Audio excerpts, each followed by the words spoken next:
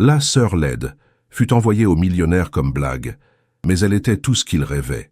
Ce que tout le monde croyait être une humiliation se transforma en une histoire d'amour inattendue. Sous son apparence simple, elle cachait une douceur et une force capables de guérir un cœur brisé depuis des années. La pluie tambourinait contre les grandes fenêtres du salon parisien, créant une mélodie mélancolique qui accompagnait le silence pesant de l'appartement haussmannien. Marguerite Dubois était recroquevillée dans le fauteuil près de la bibliothèque, un exemplaire usé de Madame Bovary entre les mains. Ses doigts effleuraient délicatement les pages jaunies, comme si elles contenaient des secrets précieux que personne d'autre ne pouvait comprendre. À 28 ans, Marguerite avait appris à trouver refuge dans les livres. C'était son univers, son sanctuaire contre un monde qui ne l'avait jamais vraiment accepté. Ses cheveux châtains étaient toujours attachés en un chignon strict. Ses lunettes épaisses glissaient constamment sur son nez, et ses vêtements, bien que propres et soignés, n'avaient rien de la sophistication parisienne que sa demi-sœur Céleste incarnait naturellement. « Marguerite !» La voix stridente de Viviane, sa belle-mère, déchira le silence comme un couteau. « Descends immédiatement !» Marguerite sursauta, manquant de faire tomber son livre. Elle ajusta ses lunettes et se leva lentement, son cœur battant déjà d'appréhension. Rien de bon ne venait jamais des convocations de Viviane, surtout prononcées sur ce ton. Elle descendit l'escalier en colimaçon, ses pas prudents résonnant sur le marbre froid. Dans le salon principal, Viviane se tenait droite comme un i vêtu d'un tailleur Chanel impeccable, ses cheveux blonds platine parfaitement coiffés. À ses côtés, Céleste, 24 ans, rayonnait dans une robe légère qui mettait en valeur sa silhouette parfaite.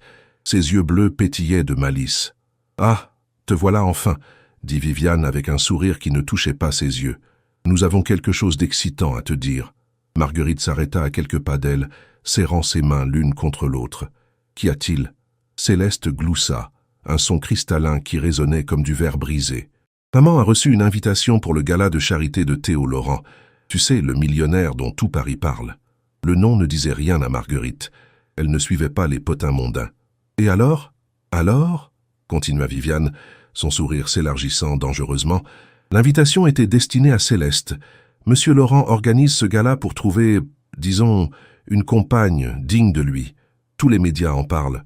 C'est l'événement de l'année. »« Ça, je vois, » murmura Marguerite, ne comprenant pas pourquoi on lui racontait cela. « C'est bien pour Céleste. »« Oh, mais il y a un rebondissement !» Céleste se leva et s'approcha de sa demi-sœur avec une grâce féline. « J'ai un vernissage ce soir-là. Un événement absolument crucial pour ma carrière de mannequin. Je ne peux pas manquer ça. » Le cœur de Marguerite se serra. Elle connaissait ce regard. Elle l'avait vu trop souvent. « Alors nous avons pensé, » dit Viviane, feignant la générosité, « que tu pourrais y aller à la place de Céleste. Après tout, c'est une excellente opportunité pour toi de sortir un peu, de voir du monde. Qui sait, peut-être que tu rencontreras quelqu'un. » Les mots flottaient dans l'air, lourds de sous-entendus cruels. Marguerite n'était pas stupide. Elle voyait parfaitement leur jeu, l'envoyait comme une blague, une insulte déguisée au millionnaire qui cherchait la beauté et l'élégance. Elle voulait l'humilier encore une fois. « Je ne pense pas que ce soit une bonne idée, » commença Marguerite, sa voix tremblante. « Je ne connais rien à ces événements mondains. Je serais complètement déplacée. »« Précisément, » s'exclama Céleste en riant. « Ce sera hilarant. Imagine la tête de Monsieur Laurent quand il verra que l'invitation a été, disons, réinterprétée. » Viviane s'approcha, son parfum capiteux envahissant l'espace. « Tu iras, Marguerite, c'est un ordre. Tu représenteras cette famille. Et qui sait, peut-être que ce millionnaire a un penchant pour les intellectuels. » Le mot était craché comme une insulte. Marguerite sentit les larmes piquer ses yeux, mais elle refusa de leur donner cette satisfaction. Elle hocha la tête en silence, sachant que résister ne ferait qu'empirer les choses. Depuis la mort de son père, 5 ans plus tôt, elle vivait sous le toit de Viviane par nécessité, son salaire de bibliothécaire étant insuffisant pour un loyer parisien. « Parfait, » conclut Viviane. « Le gala est samedi prochain. Nous te trouverons quelque chose à porter, quelque chose de convenable. » Céleste ricana encore une fois, et Marguerite remonta dans sa chambre, le poids de l'humiliation à venir déjà lourd sur ses épaules. Mais ce qu'elle ne savait pas, c'est que cette soirée allait changer sa vie d'une manière qu'elle n'aurait jamais pu imaginer. Les jours précédant le gala passèrent dans un brouillard d'anxiété pour Marguerite. Chaque matin, elle se rendait à la bibliothèque Mazarine, où elle travaillait, trouvant du réconfort dans l'odeur familière des vieux livres et le silence respectueux des lecteurs. C'était son havre de paix, loin des regards moqueurs et des commentaires acerbes de Viviane et Céleste. Ce vendredi après-midi, Marguerite classait des manuscrits du XVIIIe siècle lorsque son collègue Étienne s'approcha. C'était un homme doux d'une 50aine d'années, aux cheveux gris et aux yeux bienveillants derrière ses lunettes rondes. « Marguerite, tu as l'air préoccupée depuis quelques jours, » dit-il doucement. « Tout va bien. » Elle hésita puis soupira. « Je dois aller à un gala demain soir. Ce n'est pas vraiment mon monde. » Étienne sourit avec sympathie. « Un gala? Ça semble élégant. Tu devrais voir ça comme une aventure. »« C'est plutôt une humiliation orchestrée, » murmura-t-elle avant de se reprendre. « Pardon, je ne devrais pas me plaindre. »« Marguerite, » dit Étienne avec sérieux, « tu es une femme brillante et cultivée. N'importe quel événement serait chanceux de t'avoir. Ne laisse personne te faire croire le contraire. » Ces mots réchauffèrent son cœur, mais ils ne purent dissiper complètement l'angoisse qui la rongeait. Le soir même, de retour à l'appartement, Viviane l'attendait dans le salon avec une robe suspendue à un cintre. Céleste était affalée sur le canapé, feuilletant un magazine de mode avec désintérêt. « Viens ici », ordonna Viviane. « Et c'est ça. » Marguerite s'approcha et examina la robe. C'était une création démodée, d'un beige terne qui semblait absorber toute lumière. Le tissu était raide, la coupe peu flatteuse. Elle comprit immédiatement. Elles avaient choisi la pire robe possible. « Ce n'est pas... » commença-t-elle. « Ce n'est pas quoi ?» coupa Viviane sèchement. « C'est très convenable, discret. Tu ne voudrais pas attirer l'attention de manière inappropriée, n'est-ce pas ?» Céleste leva les yeux de son magazine et éclata de rire. « Oh mon Dieu, maman, c'est parfait. Elle ressemblera à une bibliothécaire coincée. Attends, elle est une bibliothécaire coincée. » Marguerite serra les dents et prit la robe sans un mot. Dans sa chambre, elle l'essaya devant le miroir. L'image qui lui renvoyait était pire que ce qu'elle avait imaginé. La robe pendait sur son corps sans forme, accentuant sa maigreur plutôt que de mettre en valeur sa silhouette. Avec ses lunettes et son chignon strict, elle ressemblait effectivement à une caricature. Elle s'assit sur son lit, la tête entre les mains. Comment allait-elle survivre à cette soirée? Le lendemain matin, alors que le soleil parisien perçait timidement à travers les nuages, Marguerite reçut un appel de sa grand-mère maternelle, Madeleine, la seule personne de sa famille qui l'avait toujours soutenue. « Ma chérie, » dit la voix chaleureuse au téléphone, « j'ai entendu dire que tu allais à un gala ce soir. Viviane m'a appelé pour se vanter. »« Grand-mère » commença Marguerite, la gorge serrée. « Viens me voir cet après-midi, » dit fermement Madeleine. « J'ai quelque chose pour toi. » À 14 heures, Marguerite arriva dans le petit appartement de sa grand-mère à Montmartre. Madeleine, 78 ans, l'accueillit avec un sourire radieux et une étreinte chaleureuse. « Laisse-moi te regarder, » dit-elle en tenant Marguerite à bout de bras. « Tu es magnifique, ma chérie, même si tu ne le vois pas toi-même. »« Grand-mère, je ne peux pas y aller. C'est un piège. Elles veulent juste m'humilier. »« Je sais, » dit doucement Madeleine. « Viviane a toujours été cruelle, mais tu sais quoi? Tu vas y aller. Pas pour elle, mais pour toi, pour te prouver que tu es plus forte qu'elle ne le pense. » Elle guida Marguerite vers sa chambre et ouvrit une vieille armoire en bois. À l'intérieur pendait une robe qui coupa le souffle de Marguerite. C'était une création simple mais élégante, d'un bleu nuit profond qui semblait capturer la lumière. Le tissu était fluide, la coupe classique mais moderne. « C'était ma robe de cocktail quand j'étais jeune, » expliqua Madeleine. « Je l'ai portée la nuit où j'ai rencontré ton grand-père.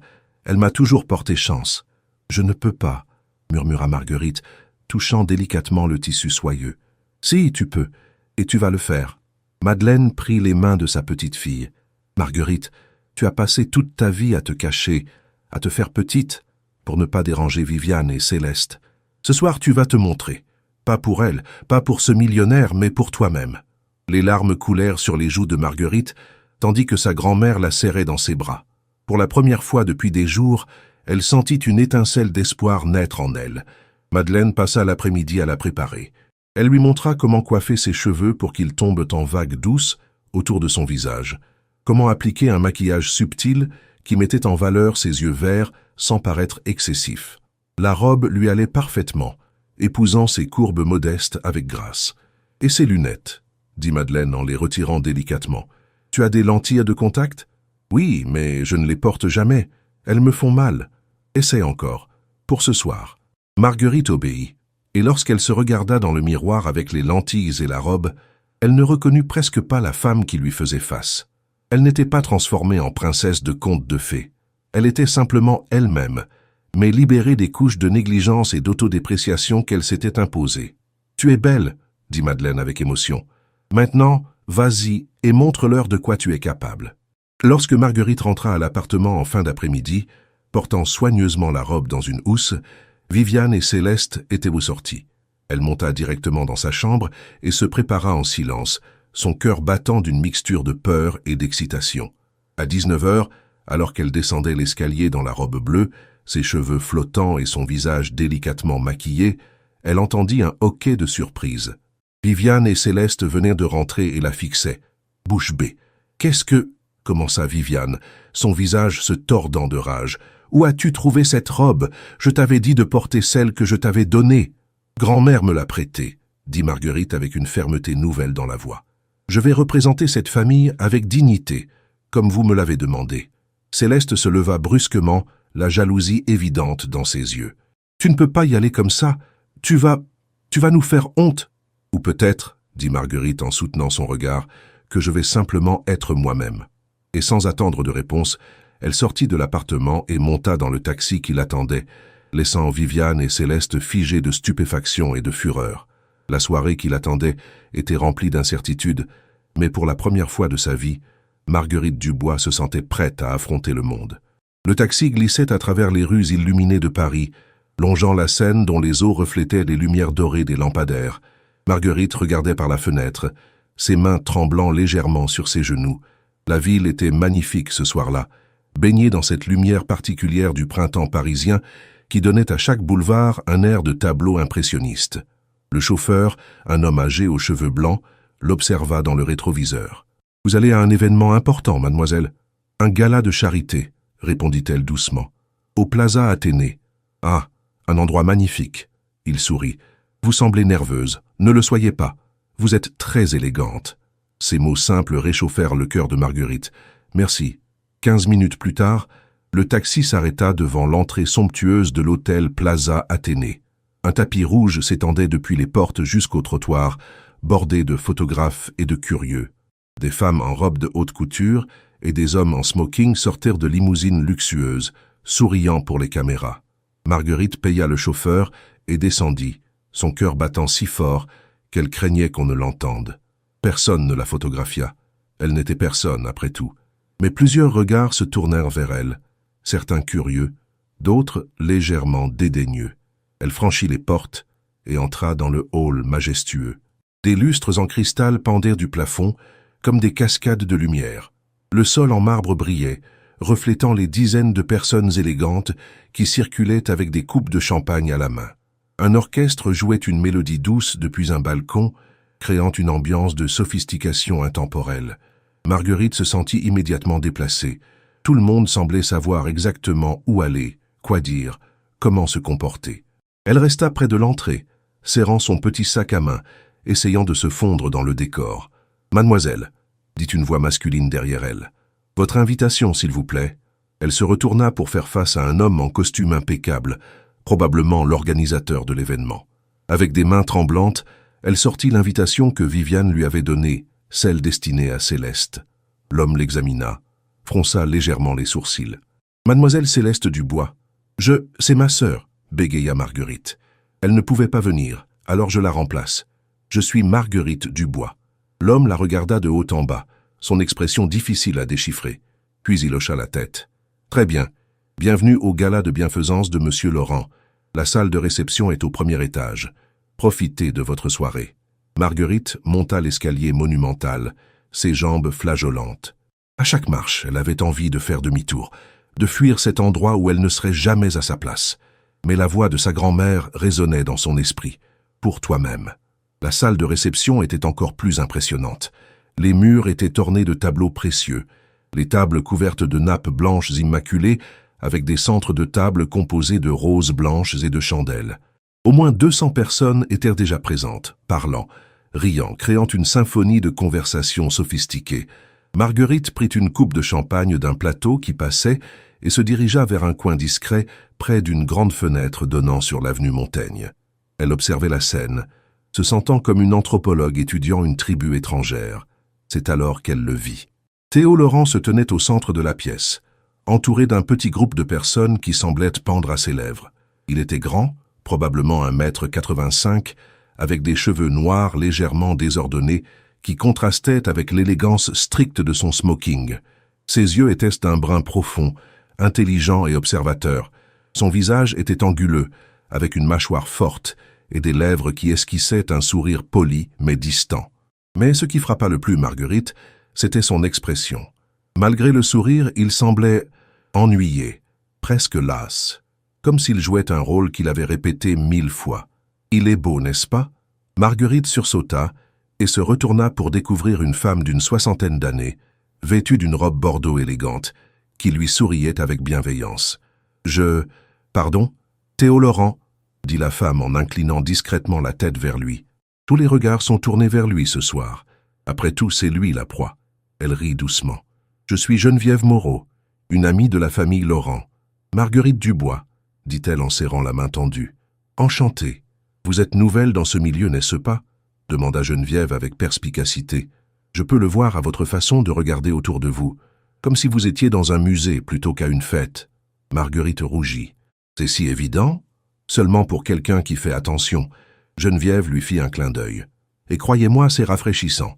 La plupart des femmes ici ce soir sont venues avec un seul objectif, séduire Théo Laurent. Elles ont toutes étudié ses interviews, mémorisé ses goûts, préparé leurs sourires les plus charmants. C'est épuisant à observer. Pourquoi organise-t-il cela alors? Demanda Marguerite, sa curiosité naturelle prenant le dessus. S'il trouve ça si pénible, Geneviève soupira. Parce que sa mère le harcèle pour qu'il se marie, et parce qu'il espère, je pense, trouver quelqu'un d'authentique dans cette mer d'artifice. Mais entre vous et moi, je ne pense pas qu'il trouvera ce qu'il cherche ce soir. Avant que Marguerite puisse répondre, un tintement de verre attira l'attention de tout le monde. Un homme en smoking monta sur une petite estrade. « Mesdames et messieurs, annonça-t-il, nous allons commencer le dîner. Veuillez consulter le plan de table à l'entrée pour trouver votre place. » Il y eut un mouvement général vers les tables.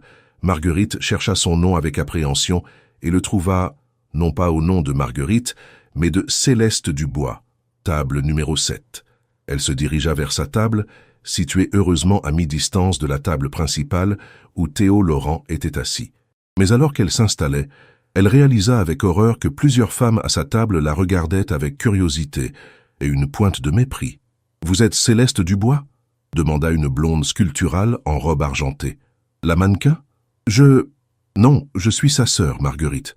Elle ne pouvait pas venir. » Les femmes échangèrent des regards entendus. « Oh !» dit une rousse avec un sourire condescendant. « C'est dommage. » Le dîner commença dans un malaise palpable. Marguerite mangea en silence, essayant d'ignorer les conversations superficielles autour d'elle sur la mode, les voyages exotiques et les derniers potins mondains. Elle n'avait rien à contribuer à ces discussions. C'est à mi-chemin du plat principal que tout changea. Un serveur renversa accidentellement un verre de vin rouge qui s'écrasa au sol près de la table de Théo Laurent. Tout le monde se figea. Dans le silence soudain, Marguerite entendit Théo dire au serveur terrifié « Ce n'est rien. Ça arrive. Ne vous inquiétez pas. » Puis, alors que le serveur s'éloignait précipitamment, Théo ajouta à voix basse, mais assez fort pour que Marguerite l'entende « Le vin est la partie intellectuelle d'un repas. La viande n'est que le matériel. » Alexandre Dumas. Sans réfléchir, Marguerite murmura automatiquement « Le grand dictionnaire de cuisine. » 1873. Elle avait parlé sans s'en rendre compte, mais dans le silence relatif, sa voix porta. Théo Laurent tourna brusquement la tête dans sa direction, ses yeux la cherchant dans la foule. Leurs regards se croisèrent pour la première fois, et dans ce moment, quelque chose passa entre eux. Une reconnaissance, une étincelle de connexion que Marguerite ne comprenait pas, mais qui la fit frissonner jusqu'à l'âme. Théo Laurent la fixait avec une intensité qui lui coupa le souffle, ses yeux écarquillés de surprise et... Était-ce de la fascination? Marguerite détourna rapidement le regard, son cœur battant à tout rompre. Qu'avait-elle fait? Pourquoi avait-elle parlé? Elle sentait encore le poids du regard de Théo Laurent sur elle, mais elle n'osait pas lever les yeux de nouveau. Les conversations autour d'elle avaient repris, mais elle ne pouvait se concentrer sur rien d'autre que la chaleur qui envahissait ses joues. Les femmes à sa table continuaient leur bavardage, mais elle remarqua que plusieurs jetaient maintenant des coups d'œil curieux vers elle. puis vers la table principale. Le reste du dîner passa dans un brouillard. Marguerite picora son dessert, une panna cotta élégamment présentée, sans vraiment le goûter. Elle comptait les minutes jusqu'à ce qu'elle puisse s'échapper dignement. Après le dîner, les invités se déplacèrent vers le grand salon adjacent où l'orchestre jouait maintenant de la musique pour danser. C'était le moment que Marguerite avait attendu, celui où elle pourrait discrètement partir sans attirer l'attention. Elle se dirigea vers la sortie, naviguant entre les groupes de conversation, lorsqu'une voix profonde et mélodieuse l'arrêta net. « Excusez-moi ». Elle se retourna lentement et se retrouva face à face avec Théo Laurent. De près, il était encore plus impressionnant. Grand avec une présence qui commandait l'attention sans effort. Mais ce qui la frappa le plus, ce fut l'intelligence évidente dans ses yeux et quelque chose d'autre, une curiosité sincère. « Oui ?» parvint-elle à articuler, sa voix à peine plus qu'un murmure. « Vous êtes celle qui a identifié la citation, dit-il, et ce n'était pas une question. Alexandre Dumas, le grand dictionnaire de cuisine. Pas beaucoup de gens connaissent cette œuvre. La plupart ne connaissent que les Trois Mousquetaires. » Marguerite déglutit, cherchant ses mots. « C'est une œuvre fascinante. Il l'a écrite vers la fin de sa vie. Un mélange de recettes, d'anecdotes et de philosophie culinaire. » Un sourire se dessina lentement sur les lèvres de Théo, transformant complètement son visage. « Vous l'avez lu ? » ?»« Oui, je suis bibliothécaire. Je lis beaucoup. »« Bibliothécaire » répéta-t-il, comme si ce mot était une révélation précieuse. « C'est merveilleux. » Il lui tendit la main. « Théo Laurent, enchanté. »« Marguerite Dubois, » dit-elle en serrant sa main, surprise par la fermeté, mais aussi la chaleur de sa poignée. « Marguerite, » dit-il doucement, testant le nom, « comme la fleur, ou comme la reine Marguerite de Navarre. » Elle cligna des yeux, surprise. « Vous connaissez Marguerite de Navarre ? L'Heptaméron, un chef-d'œuvre de la littérature renaissance française. » Il sourit de nouveau. « Je ne suis pas qu'un homme d'affaires, vous savez. J'ai étudié la littérature classique à la Sorbonne avant de me lancer dans la technologie. » Marguerite sentit quelque chose se détendre en elle. Pour la première fois de la soirée, elle ne se sentait pas jugée ou déplacée. « Vraiment ? Quel était votre sujet de thèse ? » L'influence de la philosophie stoïcienne dans la littérature française du XVIIe siècle. Il rit légèrement. « Ma mère pensait que c'était une perte de temps.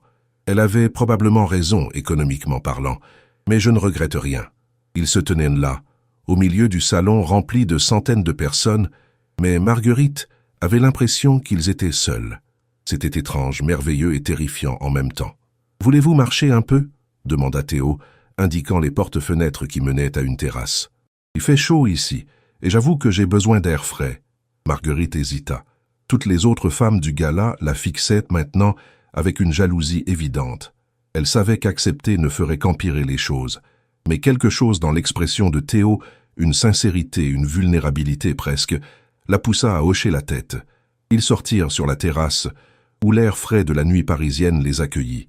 Paris s'étendait devant eux, scintillante de 1000 lumières.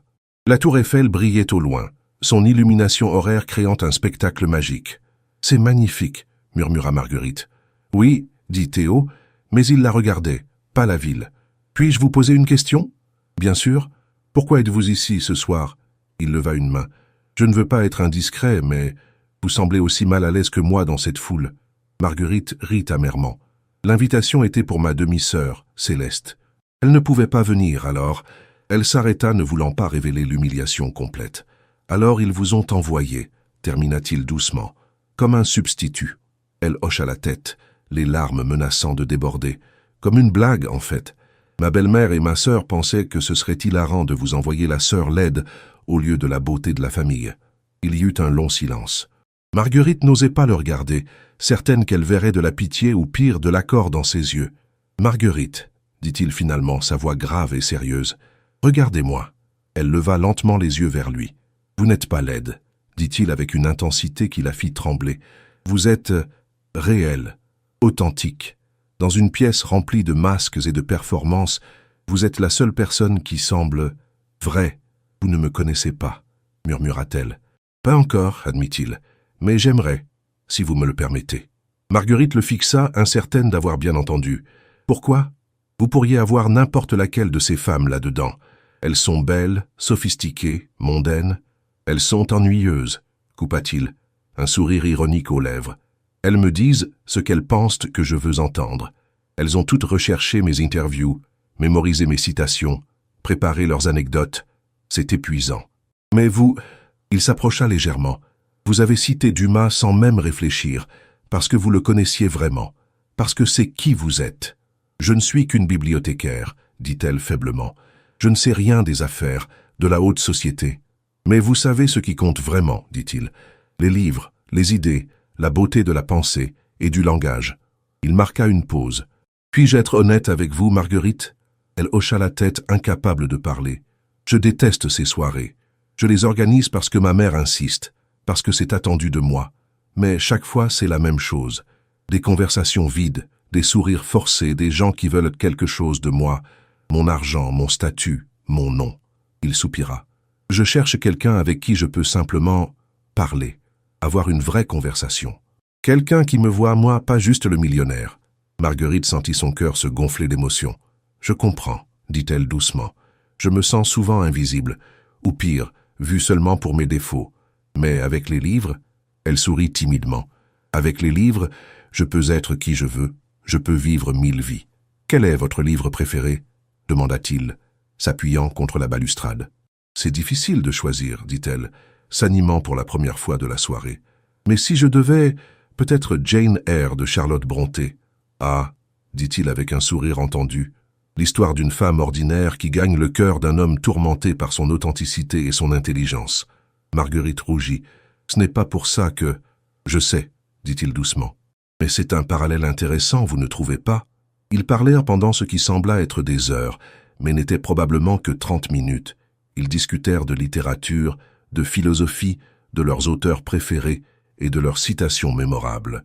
Théo lui raconta comment il avait construit son entreprise technologique en s'inspirant des principes stoïciens de Marc Aurèle. Marguerite lui parla de son travail à la bibliothèque, des trésors cachés qu'elle découvrait dans les manuscrits anciens.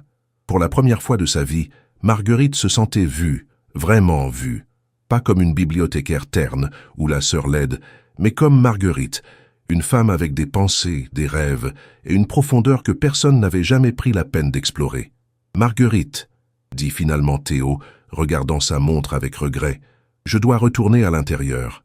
Mes obligations d'hôte, vous comprenez? Mais... » Il hésita, semblant soudainement vulnérable. « Puis-je vous revoir? En dehors de tout ceci? Juste vous et moi, peut-être dans un café ou une librairie ?» Le cœur de Marguerite battait si fort qu'elle était sûre qu'il pouvait l'entendre. « Vous voulez me revoir? » « Plus que tout, dit-il sincèrement. « Vous êtes la seule chose vraie que j'ai rencontrée depuis longtemps. »« Alors oui, murmura-t-elle. J'aimerais beaucoup. » Il sourit. Un vrai sourire qui illuminait son visage et sortit son téléphone. « Votre numéro ?» Ils échangèrent leurs coordonnées et Théo prit délicatement sa main, la portant à ses lèvres dans un geste d'une élégance old-fashioned qui fit fondre Marguerite. « À très bientôt, Marguerite Dubois, dit-il. Et merci pour cette conversation, pour être vous. » Puis il rentra, laissant Marguerite seule sur la terrasse, son cœur rempli d'un espoir qu'elle n'avait jamais osé ressentir auparavant. Ce qui avait commencé comme une humiliation orchestrée s'était transformé en quelque chose de magique. Et alors qu'elle regardait les lumières de Paris scintiller devant elle, Marguerite Dubois osa croire que peut-être, juste peut-être, sa vie était sur le point de changer. Marguerite rentra chez elle vers minuit, flottant sur un nuage d'émotions contradictoires. Le taxi traversa Paris endormi, et elle regardait défiler les rues sans vraiment les voir, perdue dans ses pensées. La conversation avec Théo tournait en boucle dans son esprit, chaque mot, chaque regard, chaque sourire gravé dans sa mémoire comme un trésor précieux. Lorsqu'elle arriva à l'appartement, toutes les lumières étaient éteintes. Elle pensa avec soulagement qu'elle pourrait monter directement dans sa chambre sans avoir à affronter Viviane et Céleste. Mais à peine eut-elle refermé la porte d'entrée que les lumières du salon s'allumèrent brusquement. Viviane et Céleste étaient là, assises sur le canapé comme deux juges attendant de prononcer leur sentence. Viviane portait sa robe de chambre en soie, ses cheveux toujours parfaitement coiffés malgré l'heure tardive. Céleste, en pyjama de luxe, affichait une expression de rage à peine contenue. « Alors ?» demanda Viviane d'une voix glaciale. « Comment s'est passée ta petite soirée ?» Marguerite se figea sur place, serrant son sac contre elle. « C'était... bien. »« Bien ?» répéta Céleste en se levant d'un bond. « Bien ? Tu as parlé avec Théo Laurent ? Tout Paris en parle déjà. Les photos sont partout sur les réseaux sociaux. Le cœur de Marguerite se serra. Les photos? Elle n'avait pas pensé aux photographes, au téléphone, aux regards indiscrets qui documentaient chaque moment du gala. Viviane attrapa son iPad et le tourna vers Marguerite. Sur l'écran, plusieurs photos montraient Théo et elle sur la terrasse, en pleine conversation. Les légendes étaient variées. Qui est la mystérieuse inconnue qui a captivé Théo Laurent? Le millionnaire parisien séduit par une énigme. Théo Laurent ignorerait-il toutes les célébrités pour cette femme ordinaire? Comment as-tu osé? Siffla Viviane se levant à son tour. Tu étais censé aller là-bas, te montrer pathétique et rentrer. Pas séduire l'homme le plus riche de Paris. Je n'ai rien séduit du tout, protesta Marguerite, sentant la colère monter en elle pour la première fois. Nous avons juste parlé. De littérature, de livres. De livres? Céleste éclata d'un rire hystérique. Tu crois vraiment qu'un homme comme lui s'intéresse à toi pour tes conversations sur les livres? Il se moquait de toi, Marguerite. Il jouait avec toi. Non, dit Marguerite avec plus de fermeté, ce n'est pas vrai. Viviane s'approcha, ses yeux étincelants de malice. Écoute-moi bien, petite idiote. Les hommes comme Théo Laurent ne s'intéressent pas aux femmes comme toi. Ils collectionnent les beautés, les femmes accomplies, sophistiquées. Tu n'es qu'une distraction, une curiosité temporaire. Et quand il se lassera, tu seras humilié publiquement. Vous ne le connaissez pas, murmura Marguerite, mais sa voix tremblait. Et toi non plus, cracha Céleste. Une conversation de 30 minutes et tu penses avoir trouvé le prince charmant. Tu es pathétique. Les larmes montèrent aux yeux de Marguerite, mais elle refusa de leur donner cette satisfaction. Je vais me coucher. Oh non, dit Viviane en lui bloquant le passage. Nous n'avons pas fini. Si, et c'est un grand si, Théo Laurent te contacte à nouveau. Tu vas refuser de le voir. Tu vas lui dire que tu as fait une erreur. Quoi? Marguerite la fixa avec incrédulité. Ah, pourquoi ferais-je ça? Parce que tu vis sous mon toit, dit Viviane froidement. Parce que sans moi tu serais à la rue avec ton petit salaire de bibliothécaire. Et parce que je ne laisserai pas une petite souris insignifiante comme toi voler la chance de Céleste. La chance de Céleste? Répéta Marguerite. Elle n'était même pas là ce soir. Précisément parce que tu devais y aller et échouer, cria Céleste. Le plan était que Théo Laurent soit déçu par notre famille et qu'on puisse ensuite me présenter à lui lors d'un autre événement comme une agréable surprise. Mais maintenant, tu as tout gâché. Marguerite les regarda toutes les deux, la compréhension se faisant lentement jour.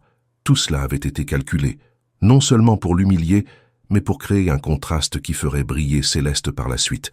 Elle n'était qu'un pion dans leur jeu cruel. « Vous êtes malade, dit-elle doucement. Toutes les deux. La gifle de Viviane claqua dans le silence. Marguerite porta sa main à sa joue, sous le choc plus que sous la douleur. « Ne me parle jamais sur ce ton, dit Viviane avec un calme terrifiant. Maintenant, monte dans ta chambre et rappelle-toi ce que j'ai dit. Si tu vois Théo Laurent, tu le rejettes. Sinon, tu trouveras la porte fermée à clé la prochaine fois que tu rentreras. Compris? » Marguerite hocha la tête mécaniquement et monta les escaliers, ses jambes tremblant à chaque marche. Une fois dans sa chambre, elle s'effondra sur son lit et laissa enfin les larmes couler. Comment quelque chose d'aussi beau pouvait-il se transformer en cauchemar si rapidement? Elle regarda son téléphone posé sur la table de nuit. Théo avait son numéro. Il pourrait appeler à tout moment. Et qu'était-elle censée faire alors? Son téléphone vibra, la faisant sursauter. Un message. « C'était merveilleux de parler avec vous ce soir, Marguerite. J'aimerais beaucoup vous inviter à déjeuner demain, si vous êtes libre. Il y a un petit bistrot près de Notre-Dame que j'adore. Simple, tranquille. Qu'en dites-vous? Théo. » Son cœur se gonfla et se brisa en même temps. Elle voulait dire oui, plus que tout au monde. Mais les menaces de Viviane résonnaient encore dans ses oreilles. Où irait-elle si elle se retrouvait à la rue? Comment survivrait-elle avec son salaire modeste? Ses doigts tremblaient au-dessus du clavier. Elle commença à taper. « Je suis désolée, mais... » Puis elle s'arrêta. Elle regarda autour d'elle, cette chambre qui avait été la sienne toute sa vie, mais qui n'avait jamais vraiment été un foyer. Les murs blancs nus, les meubles simples, l'absence totale de chaleur ou de personnalité. C'était une prison dorée. Elle effaça le message et commença à en écrire un nouveau. « J'adorerais. À quelle heure ?» Sa main tremblait tellement qu'elle dut s'y reprendre à 3 fois pour appuyer sur « Envoyer ». Mais quand ce fut fait, elle sentit un mélange de terreur et de liberté l'envahir. La réponse arriva presque immédiatement. 12h30. Je vous envoie l'adresse. Et Marguerite, je suis vraiment heureux que vous ayez accepté. Elle serra le téléphone contre son cœur, un sourire traversant ses larmes. Pour la première fois de sa vie, elle faisait quelque chose pour elle. Quelque chose qui la terrifiait, qui pourrait tout changer, mais qui était authentiquement son choix. Le lendemain serait le début de quelque chose. Elle ne savait pas encore si ce serait merveilleux ou désastreux, mais c'était son histoire à écrire. Marguerite se réveilla tôt le dimanche matin, son esprit déjà en ébullition. Elle avait à peine dormi, oscillant entre l'excitation et l'angoisse. Le soleil matinal filtrait à travers les rideaux, créant des motifs dorés sur le plancher de sa chambre. Elle se leva silencieusement et se prépara avec soin, choisissant une robe simple mais élégante couleur crème que sa grand-mère lui avait offerte pour son anniversaire. Rien d'extravagant, juste elle-même, comme Théo semblait l'apprécier. Alors qu'elle se maquillait légèrement devant le miroir, elle entendit des pas dans le couloir. Son cœur se serra. La porte de sa chambre s'ouvrit brusquement sans qu'on ait frappé. Viviane se tenait là, vêtue de sa tenue de yoga du dimanche, son regard acéré fixé sur Marguerite. « Où vas-tu » demanda-t-elle sèchement. « Je sors » répondit Marguerite, s'efforçant de garder sa voix stable. « Avec lui » Les mots étaient chargés de venin. « Malgré ce que je t'ai dit hier soir » Marguerite se retourna pour lui faire face, respirant profondément. « Oui, avec lui. » Le visage de Viviane se durcit. « Très bien. Alors tu as fait ton choix. Quand tu reviendras, tes affaires seront dans le couloir. » Le cœur de Marguerite battait à tout rompre, mais quelque chose en elle, peut-être le souvenir de la conversation avec Théo, peut-être simplement le désespoir d'une vie entière de soumission, la poussa à tenir bon. « D'accord, » dit-elle simplement. Viviane cligna des yeux, surprise par l'absence de supplication. « Tu réalises que tu n'as nulle part où aller, que ton salaire pathétique ne te permettra même pas de louer un studio décent à Paris ? Je trouverai quelque chose, » dit Marguerite, avec plus de confiance qu'elle n'en ressentait. « J'aurais dû partir il y a longtemps. » Elle passa devant Viviane et descendit les escaliers, ses jambes tremblant à chaque marche. Céleste était dans la cuisine, buvant un smoothie vert. Quand elle vit Marguerite, son visage se tordit de rage. « Tu vas vraiment faire ça ?»